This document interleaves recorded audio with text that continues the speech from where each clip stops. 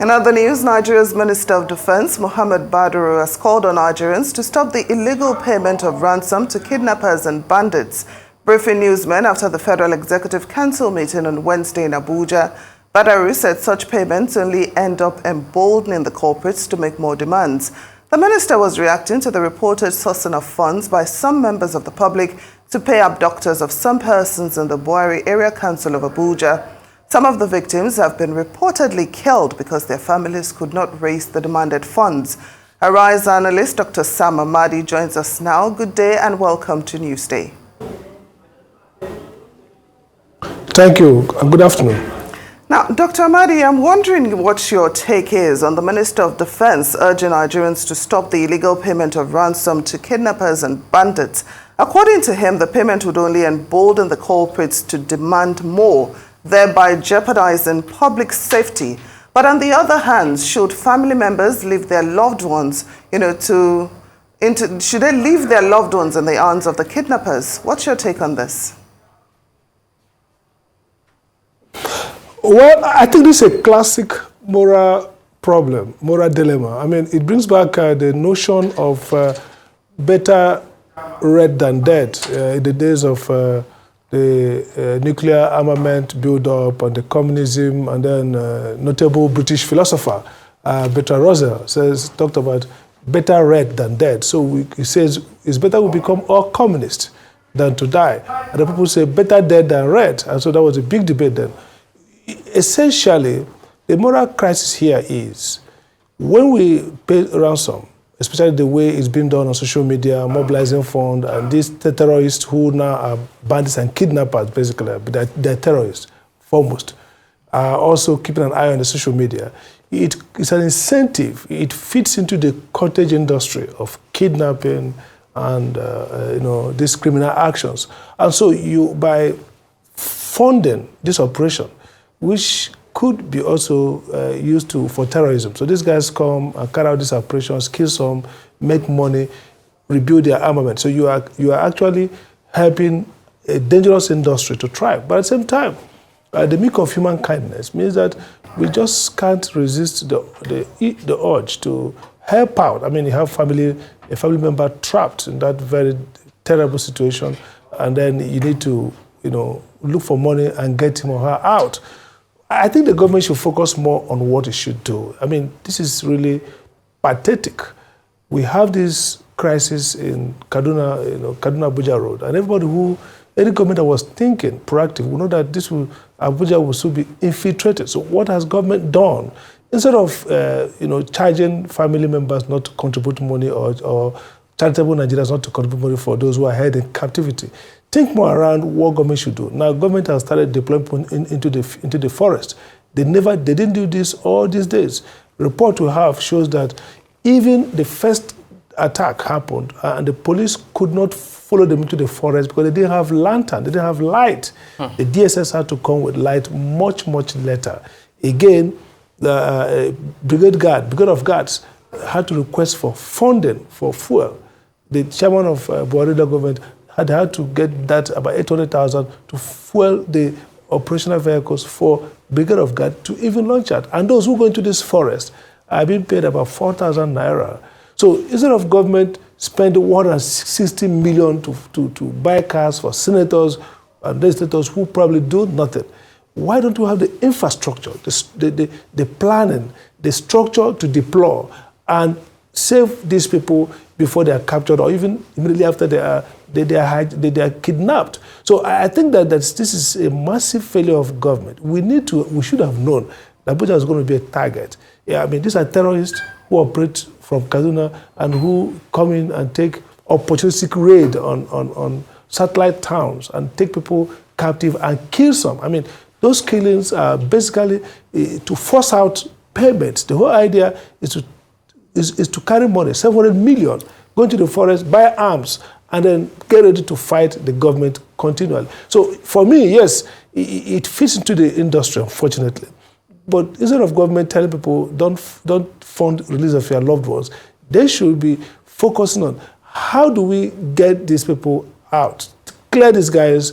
If you look at the pattern, it's just one group that's doing all this. And the problem is that Today, there is no structure on ground to deter, prevent, and counter these criminals even before they operate. And we're talking about giving 4,000 to people to go into the forest. We're talking about Brigade of Guard requesting for 800,000 to fund to fuel their vehicle, operational vehicle.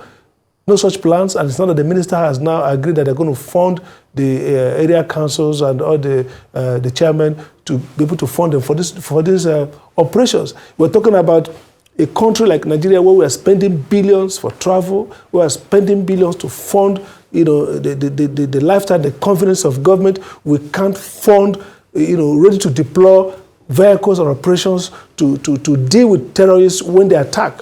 These are not sophisticated criminals. These are not sophisticated arms. We're not talking about state-of-the-art, invasion. We're talking about very rudimentary criminality that could be managed with serious, structured engagement. So what this tells us is that really we're not doing governance. Too much ceremony. At that moment, the print was in witnessing the second time of Hope Uzodinma. The Minister of FCT was in Port Harcourt campaigning. It took 4 or 5 days before we're now seeing reaction to deploy men and material into the forest to go after these criminals. So I think the narrative should not be stop crowdsourcing funding. Yes, the economics of it is very clear. It fits into this industry. But what can helpless people who are trapped, who have nobody to look to, who have no area government working, FCT is not working, the federal government is not working in this regard. I mean, this is really pathetic. It's an insult on families that really have nobody to go to and have been dealt with these tragedies. And you can understand why the U.S. and other bodies do not negotiate with terrorists. And these kidnappers themselves, they live in Nigeria. I'm sure they watch the news and read the newspapers. So they're abreast of the cracks within our system, so to speak. And they're definitely taking advantage of the situation. But Dr. Amadi, what do you make of them moving majorly out of the rural areas and now to suburban areas?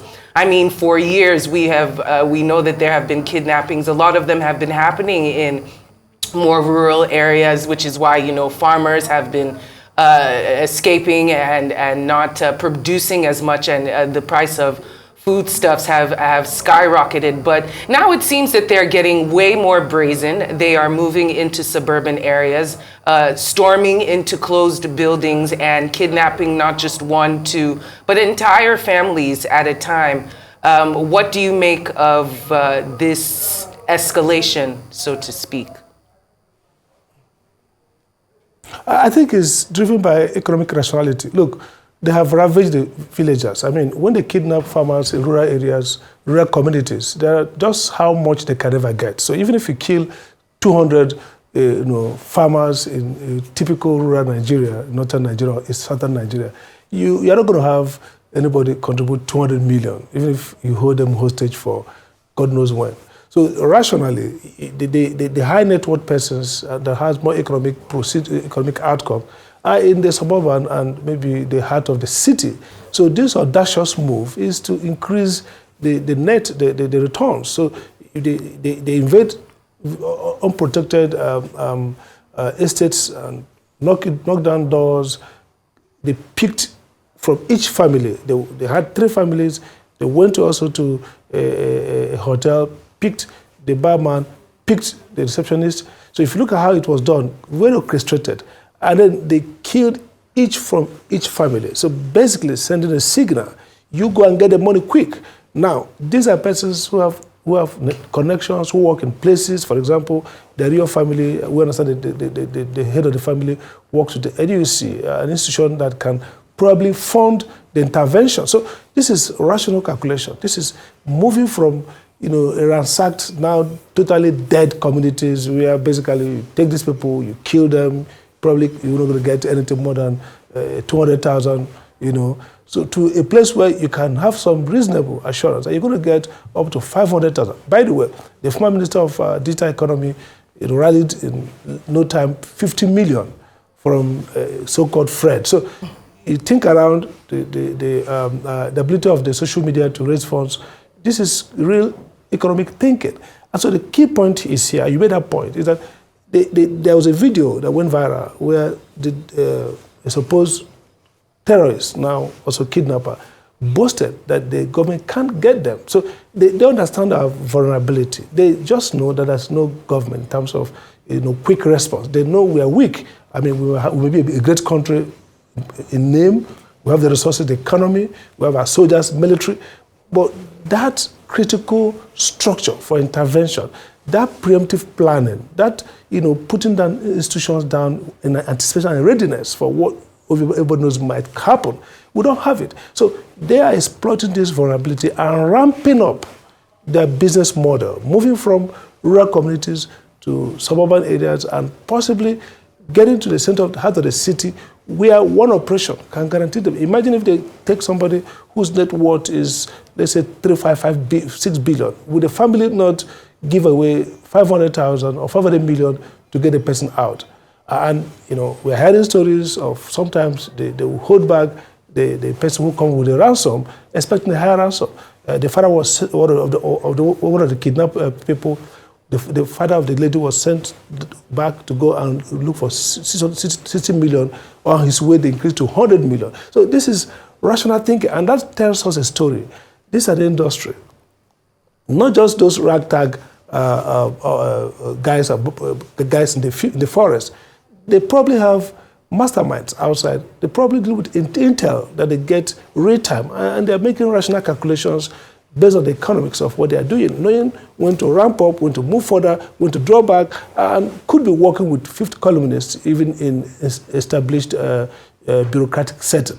We need to be very careful, we need to be strategic, and we need to start thinking and planning. And it's not analysis. What next would they do? What would be the next level of engagement? What will be their new strategy? You can see the mutation going on in their economics and their strategy of dealing with these issues. They keep shifting based on accurate strategic reading of how the country is getting prepared, engaging, and how the market moves. So now we're seeing a high net worth engagement. They probably, if they're not beaten back, they probably will move further into the city and might be taking more high net worth individuals as captives. Thank you so much, Dr. Amadi, a Rise News analyst, for joining us on Newsday.